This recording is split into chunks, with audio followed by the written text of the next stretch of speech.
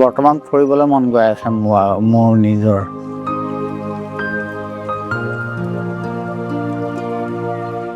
মোৰ এজন ভতিজা বাইক এক্সিডেণ্ট হেতুকে এই ডিব্ৰুগড় জিলাৰ ষষ্ঠাৰ নাৰ্ছিঙত ভৰ্তি হৈছোঁ।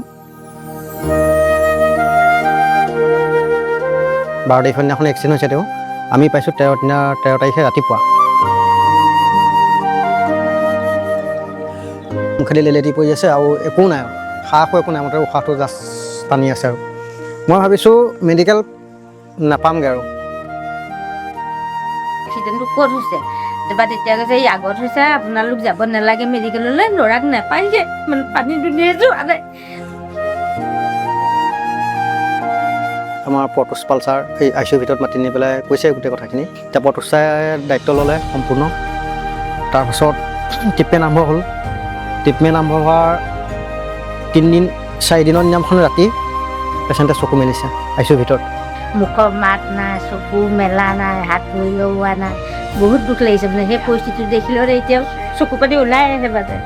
এতিয়া যে ইমানখিনি উন্নত হৈছে, এতিয়া আমাক জনাইছে লগে লগে ভিতৰৰ পৰা যে আপোনালোকৰ পেচেণ্টে চকু মেলিছে, কাইলৈ ৰাতিপুৱালৈ আপোনালোকৰ পেচেণ্টক আমি ICUৰ পৰা কেবিনলৈ শ্বিফ্ট কৰিব পাৰিম।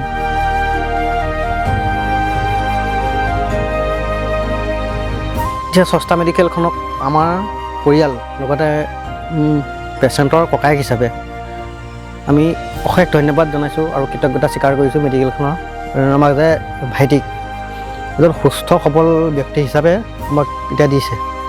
তাৰ ওপৰত আমাৰ দিলে যিখিনি ট্ৰিটমেণ্ট কৰালে পৰতোষ পাল ছাৰ, তেখেতলৈও আমাৰ পৰিয়ালৰ পৰা আন্তৰিক ধন্যবাদ জনাইছোঁ। আৰু বিভূতি হাজৰিকা ছাৰলৈ, লগতে গোটেই মেডিকেলখনৰ প্ৰতিগৰাকী কৰ্মীক, মানে স্বাস্থ্যকৰ্মীক, তাৰ যিখিনি চিষ্টাৰ বা মেডিকেলৰ যিখিনি জড়িত, আমাক যিখিনি খাদ্য যোগাৰ ধৰিলে তেখেতক, তেওঁলোকৰ লগে লগে একদম একেবাৰে লাষ্ট চফাই কৰ্মীসকললৈকে যিখিনি আমাক সহায় কৰিলে, তাৰ কাৰণে আমাৰ পৰিয়ালৰ তৰফৰ পৰা আমি অশেষ কৃতজ্ঞতা জনাইছোঁ, ধন্যবাদ জনাইছোঁ। লগতে এনেকৈ আৰু ভৱিষ্যতলৈকে এনেকৈ পেচেণ্টক আমাৰ যেনেকৈ আমি যিটো দুখত গৈছিলোঁ সেই দুখটো বুজি আমাক যেনেকৈ দিলে, বেলেগকো যাতে দিব পাৰে, দীৰ্ঘজীৱী হওক মেডিকেলখন, আৰু এনেকৈ আৰু অলপ আগলৈ যাওক, আমি তাৰ কামনা কৰিছোঁ, ঈশ্বৰৰ ওচৰত প্ৰাৰ্থনা জনাইছোঁ।